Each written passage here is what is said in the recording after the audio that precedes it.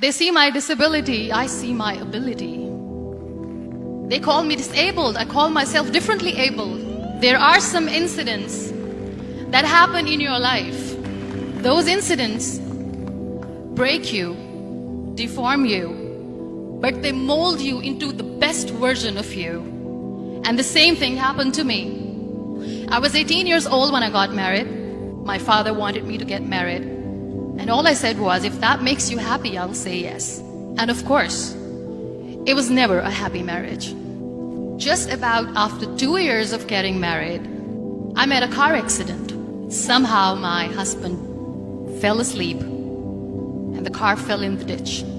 He managed to jump out, saved himself. I'm happy for him. But I stayed inside the car and I sustained a lot of injuries. The list is a bit long, don't get scared. The wrist was fractured. Shoulder bone and collarbone were fractured. My whole rib cage got fractured. And because of the rib cage injury, lungs and liver were badly injured. I couldn't breathe. I lost urinary bowel control. That's why I have to wear the bag wherever I go. 3 vertebrae of my backbone were completely crushed. And I got paralyzed for the rest of my life. I finally ended up in a hospital where I stayed for 2.5 months. I underwent multiple surgeries. One day, doctor came to me and he said, well, I heard that you wanted to be an artist, but you ended up being a housewife. I have a bad news for you. You won't be able to paint again because your wrist and your arm are so deformed, you won't be able to hold a pen again. Next day, doctor came to me and said, your spine injury is so bad, you won't be able to walk again. Because of your spine injury and the fixation that you have in your back, you won't be able to give birth to a child again. That day, I was devastated. I asked my mother, why me? And that is where I started to question my existence. Why am I even alive? And that is where I realized that the words have the power to heal the soul. My mother said to me, this too shall pass. God has a greater plan for you. I don't know what it is, but He surely has. And in all that distress and grief, somehow or the other, those words were so magical that they kept me going.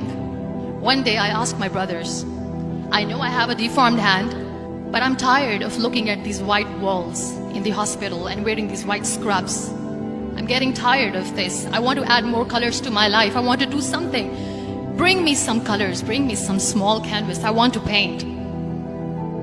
So the very first painting I made was on my deathbed, where I painted for the very first time.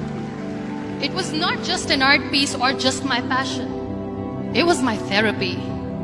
And then I was discharged and I went back home. And I went back home and I realized that I have developed a lot of pressure ulcers on my back and on my hip bone. I was unable to sit.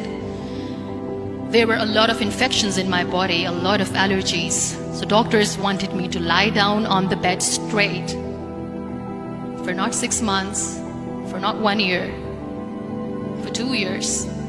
I was bedridden, confined in that one room, looking outside the window, listening to the birds chirping and thinking maybe there will be a time when we'll be going out with the family and enjoying the nature. That was the time where I realized how lucky people are. That is the time where I realized that the day I'm going to sit, I'm going to share this pain with everyone to make them realize how blessed they are, and they don't even consider them lucky. That day I decided that I'm going to fight my fears. We all have fears. Fear of unknown, fear of losing people, fear of losing health, money. We want to excel in career, we want to become famous, we want to get money. We are scared all the time. So I wrote down one by one all those fears. And I decided that I'm going to overcome these fears one at a time. You know what was my biggest fear? Divorce. I was trying to cling on to this person who didn't want me anymore, but I said no. I have to make it work.